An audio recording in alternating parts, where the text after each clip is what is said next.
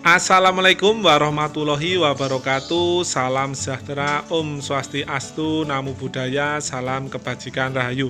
Sedulur sing tak tresnani kabeh, selamat berjumpa lagi dengan channel Pak Gurandi Garden. Pada kesempatan video kali ini saya mau sharing dengan sedulur semua, yaitu tentang anggrek bulan ya. Bagaimana caranya agar anggrek bulan itu tahan terhadap air hujan ya, supaya tidak mati ataupun busuk ya. Bisa dilihat di sini, ini adalah tanaman anggrek bulan saya ya. Ini yang hampir tiap hari terkena hujan karena saya tinggal di pegunungan, maka curah hujan pun sangat tinggi ya. Ini hampir tiap hari, mulai dari kadang jam 11 saja sudah hujan ya. Ada beberapa hal yang harus kita perhatikan supaya anggrek bulan ini tahan terhadap air hujan yang bisa menyebabkan kematian ataupun busuk. Hal pertama yang harus kita perhatikan adalah media tanam ya. Media tanam yang saya gunakan adalah ini menggunakan media tanam yang bersifat porous ya. Jadi media itu tidak begitu mengikat air ya. Drainasenya itu lancar. Di sini saya menggunakan ini adalah Sayamik. Itu ada cacahan pakis, areng, dan kulit pinus ya. Ini adalah kunci pertama ya. Karena ketika air itu lancar, drainasenya itu, nah itu media ini tidak terlalu lembab ya. Ya seperti ini bisa dilihat akar pun tetap bagus. Nah itu kunci pertama. Ya bisa dilihat di sini. Ini semuanya sudah saya ganti medianya.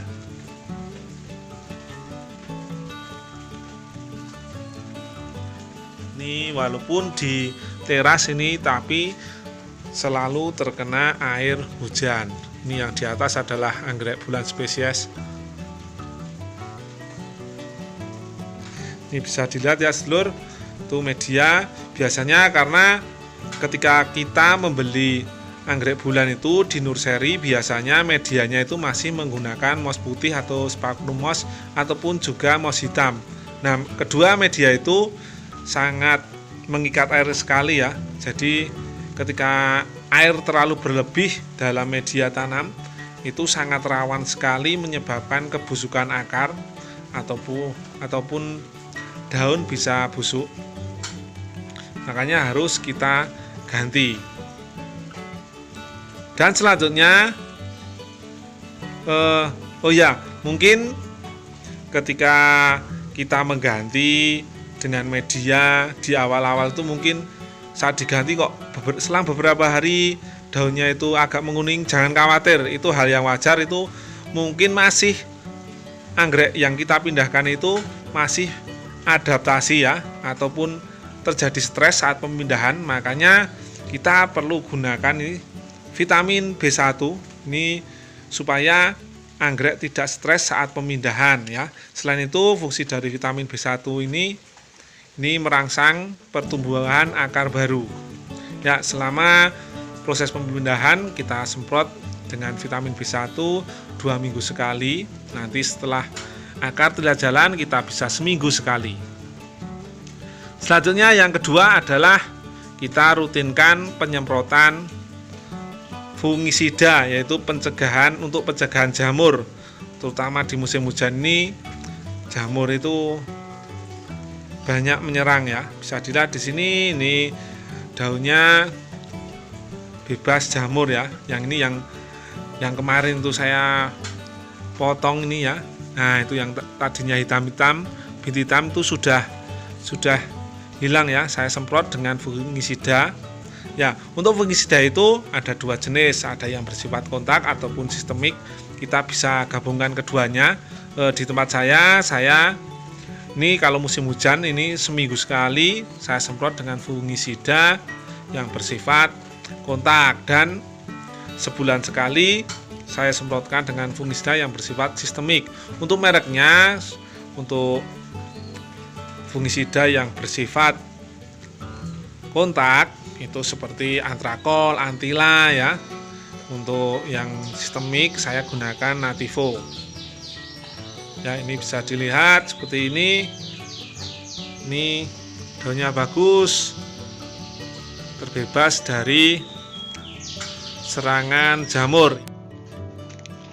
Ketika musim kemarau nanti, untuk penyemprotan fungisida kita tidak usah begitu rutin, tidak masalah ya.